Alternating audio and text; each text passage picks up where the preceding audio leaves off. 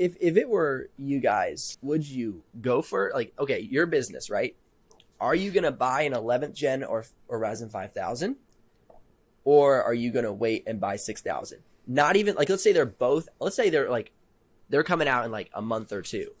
There's like enough where like it matters. I'm curious. So for me, I feel like although I preach buy when you need to upgrade, and despite myself being a business where time kind of is money and I need processing power, I still find myself using a first gen Ryzen Threadripper from 2017. Ooh. So I've been wanting to upgrade for like 2 years now, but the problem is they just haven't put out a new Threadripper in that time. So the current Threadripper is like 2 years old already. So it's kind of like, yeah, I could upgrade, but do I want to spend thousands of dollars on something that's already 2 years old? Not really. So just based on how I've behaved on the desktop side, I feel like if I was in this situation with laptops, I'd probably just wait the month or whatever and see what was coming. All right. I'm just curious, Jarrod. Like, what are you waiting for until you like it's time to pull the trigger for the PC?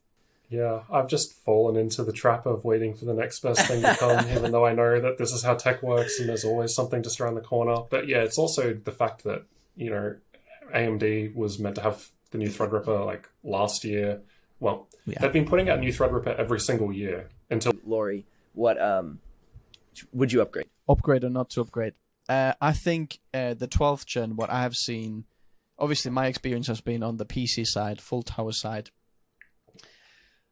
Like, they are so good, especially for video editors. I can't tell you enough how good they are. And then even like the budget CPUs, like the 12400, like at $200 or so, wipes everything out of the price range. Sometimes I saw that like trading blows in Photoshop and After Effects with chips 3 times its price, like 11900K or something like that.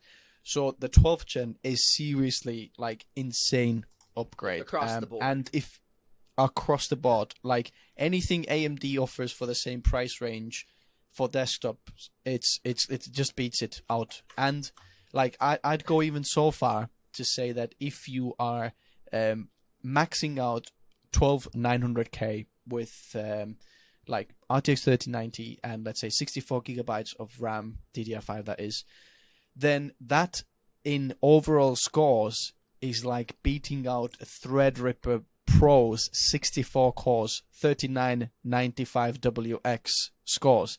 And when I did those benchmarks, I didn't believe it. And it's just because the single core and the iGPU inside for creators is just huge. Those media engines that play back stuff is like as good as the Apple's M1 Max encoders, what I've seen in their SoCs. So if you are from any of the previous generation of Intel, even from 11th gen to 12th gen, it's going to be a huge upgrade. Even if you go from 11900K to 12600K, that's from i9 previous generation to i5 current generation. The i5 is like better pretty much at every single thing. Yeah, it is. It's everything's better on the i5 than on the 11900K, so it's insane. For me, let's like, if I were gonna go for it, I would go. If I had the benchmarks, it might help me. But being that we all think there's not gonna be that much of a lift with 6000, I would probably pull the trigger on like a Zephyrus G14, G15, or the Rogue Flow X13 5000 series. They were just so good, and it's just for me, I'm like a little more on the frugal side when it comes to things.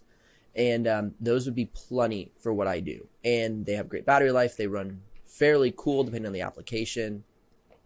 And I'm really a big fan of Asus right now. Like, their stuff is really impressing me. And so that'd probably be where I would go.